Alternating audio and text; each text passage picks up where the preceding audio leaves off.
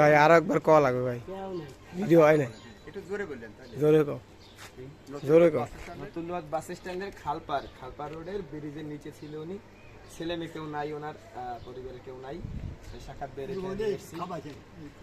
উনি খাওয়াইছে, আচ্ছা, এই জন্য ওনারে ধন্যবাদ দেবেন। হ্যাঁ, বৃদ্ধাশ্রম এই বরিশালের বৃদ্ধাশ্রম বয়স্ক পুনর্বাসন কল্যাণ সংস্থা।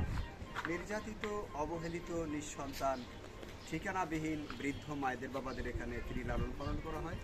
বৃদ্ধাশ্রমটি আমাদের এখানে বর্তমানে 70 জন বৃদ্ধ ফ্রি লালন পালন হচ্ছে।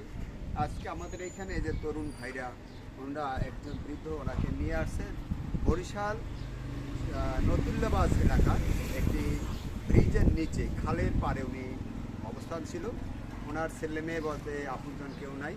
তো এই দীর্ঘদিন উনি ওখানে কষ্টে ছিলেন, এই রোদে ভিতরে উনি সেখানে যাপন করতেন। আবার বর্ষার সিজনেও পলিথিন দিয়ে ঢেকে সেখানে বর্ষার ভিতরে থাকতেন, শীতের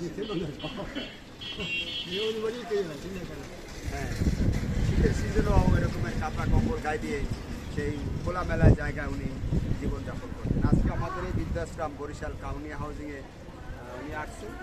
আপনারা আমাদের জন্য দোয়া করবেন এবং এই তরুণ ভাইদের জন্য দোয়া করবেন, যারা ওনাকে এই একটি সুখের ঠিকানা, মাথা গোজার ঠাই বৃদ্ধাশ্রমে পৌঁছে দিয়ে গেছেন।